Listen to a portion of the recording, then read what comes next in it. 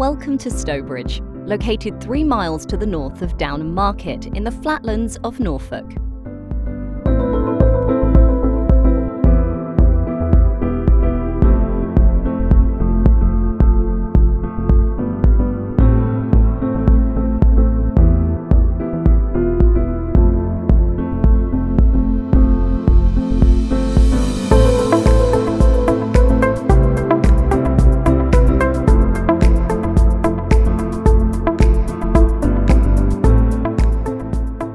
Richard Gilbert owns some 250 acres of the arable land in this area and specialises in producing hay and haylage for livestock feed and bedding.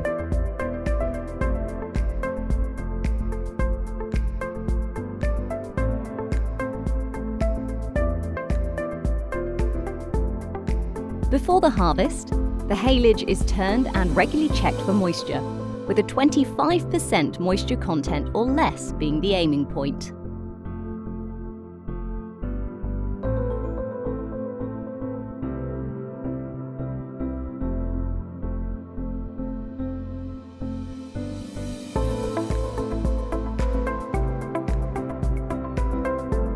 This field he is cultivating today lies between Cuckoo Road, a single track road, and common lode drain.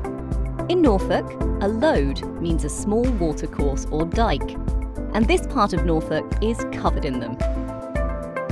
These lodes prevent flooding, as much of the county lies on a floodplain and below sea level.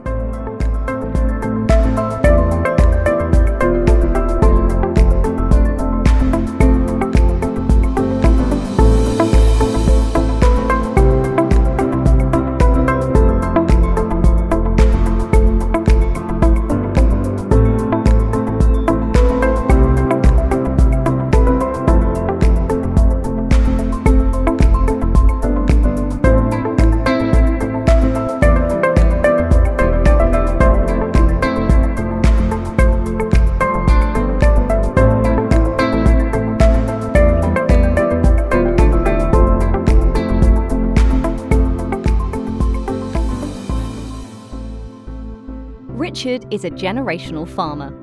His father started farming in 1950 and Richard took over in 1972. The field he is harvesting today is only 8 acres, but that will yield around 160 wrapped bales of haylage. This is sown either in the late autumn or early spring. Spring sowing will be cut in the following May, whereas an autumn sowing can be harvested the following summer.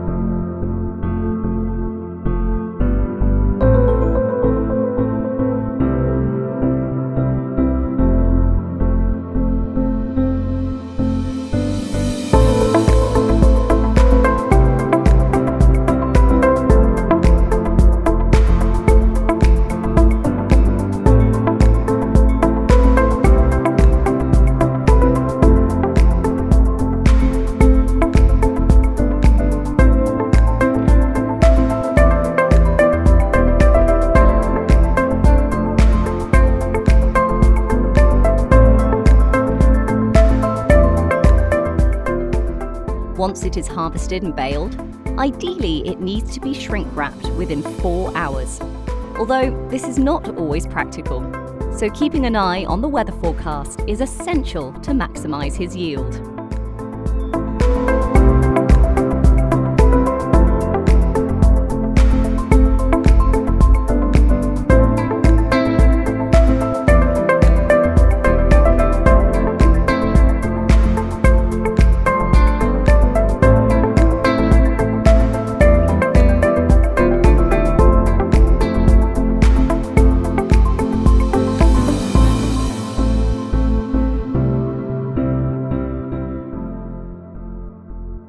farmers have been particularly hard hit during the energy crisis.